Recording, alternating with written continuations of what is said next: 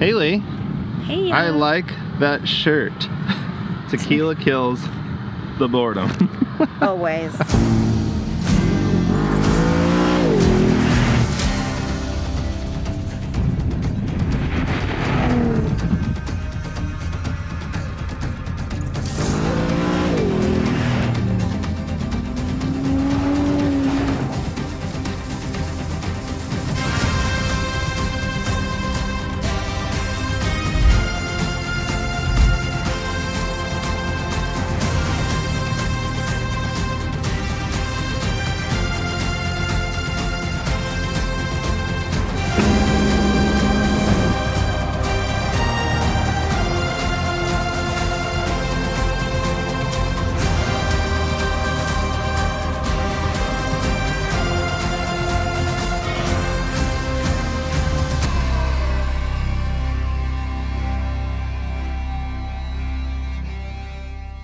Alright guys, I got some news. The guys over at Texas Raptor Runs reached out and said, hey, we are doing one of our Baja runs in Raptors coming up. We've got open slots, you should join. And it just sounded like too good of a trip to miss out on. So we have the truck loaded to the brim. Haley and I, as well as our friend Jerry, are gonna jump in this thing. Today the plan is we are driving down to the US-Mexico border down at Calexico. And then tomorrow we start a 9-day adventure through all of Baja, driving primarily off-road. I think a lot of it is on the Baja 1000 course. We're gonna get down there.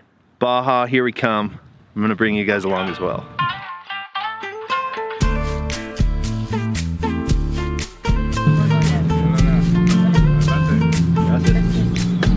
Well, when Trent sold it to me, he left out a lot of information. I didn't realize we'd be driving through Mexico. I don't know why I thought like it's not the Mexico trips I thought. There's no margaritas on the beach with, I don't know, at a resort. Well, let me get this straight. When he said we're gonna go on a Baja Raptor run to the bottom of Baja, California, you didn't think there'd be driving involved? I thought it was gonna be a leisurely cruise. To be honest with you, I didn't think we would be doing what we're about to be doing. I get that I sold it as fish tacos and cervezas on the beach, and that will be part of it, but we're driving through Mexico. But I didn't get a full grasp of the trip. Okay, so today is our first true dirt day. Basically, yesterday we rallied a good 400 miles down highway, which was like the tightest, windiest road. It's maybe like the worst possible situation of highway passing I've ever had. Lots of green. Don't go. It was an exhausting day, but today we got a shorter day, all off-road, all in the sand and Mexican desert, and this is finally like the realization that this is what we're here for.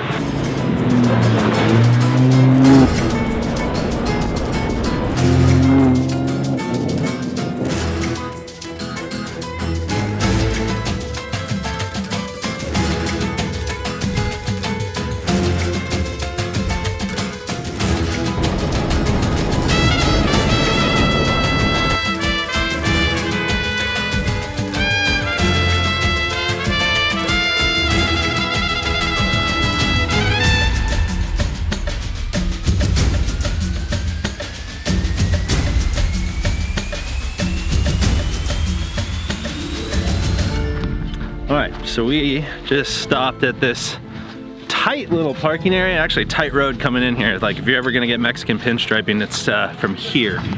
But we are now hiking up some cave that has some paintings in it. I was advised not to wear flip-flops, but He didn't listen. I always wear flip-flops. Come on, I hike everywhere in the backcountry when we're flying in Idaho in flip-flops. This could not be that much worse. It's gonna be worse. And I immediately feel like by saying that, that's like famous last words.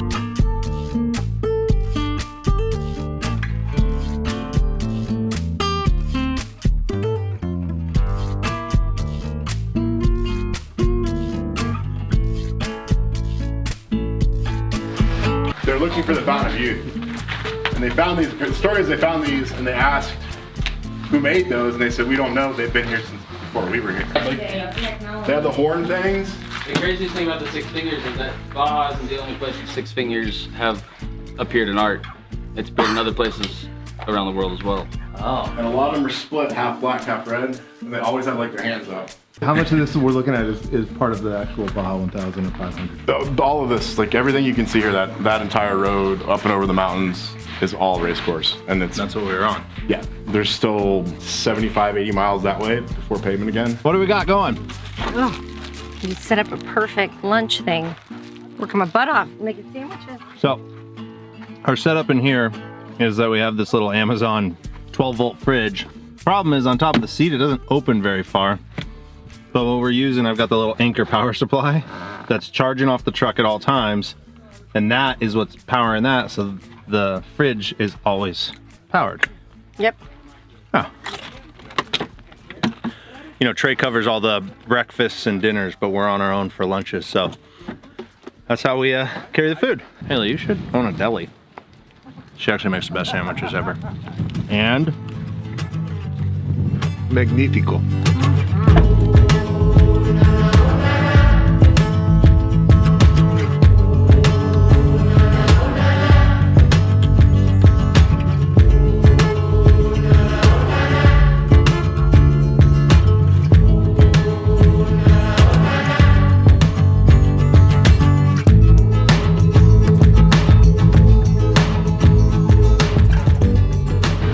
what's the plan, boss man? So today we're going to La Paz, which is like 250 miles south of Loreto where we're at today.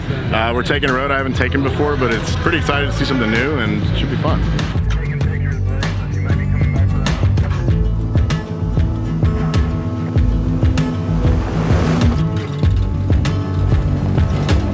Trey has a camera crew that follows each one of his events and films the whole thing and makes a video about it. And they're running off ahead of us. So we kind of do this little like, we stop for a pee/beer break, camera crew runs ahead, then we'll drive past where they are, then we do another break. So it's kind of nice because it's not too much like Iron Manning, like hold your bladder, we're just going. It kind of runs at a pace that is a much more enjoyable one because we aren't racing here. We're just here for fun.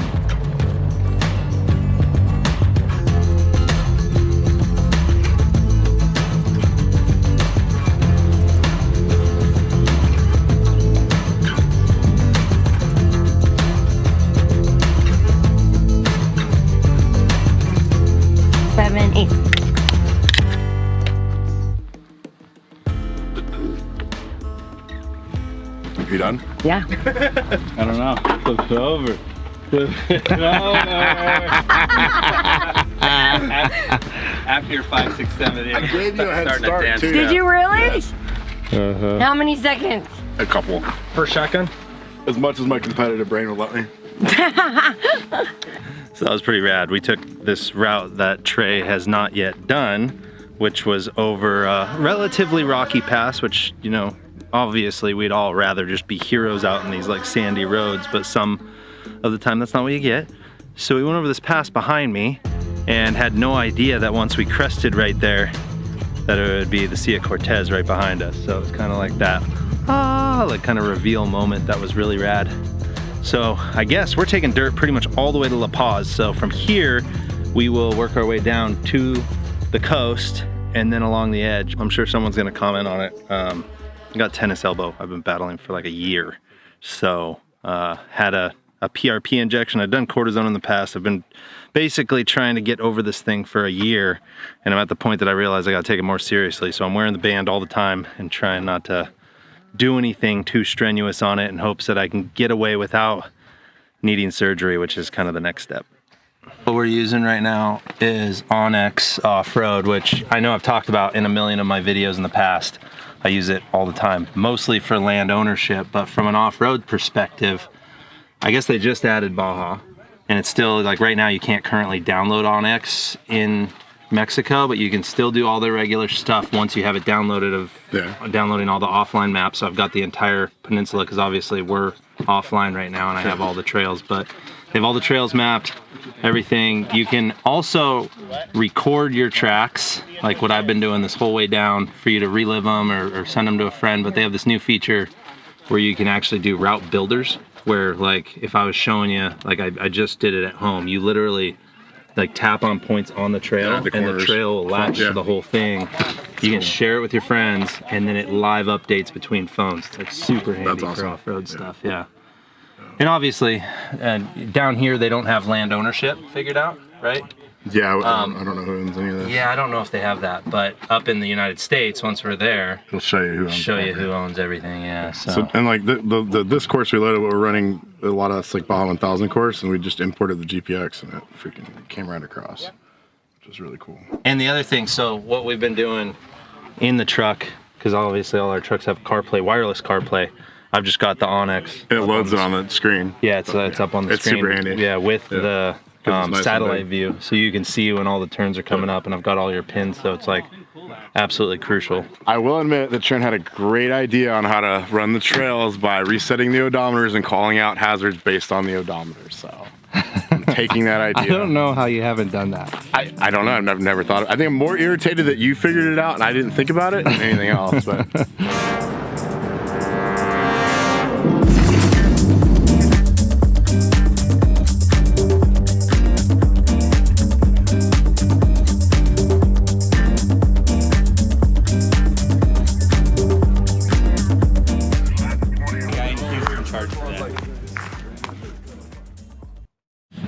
All right, we are just getting locked and loaded in La Paz. I guess we're heading to Los Barriles.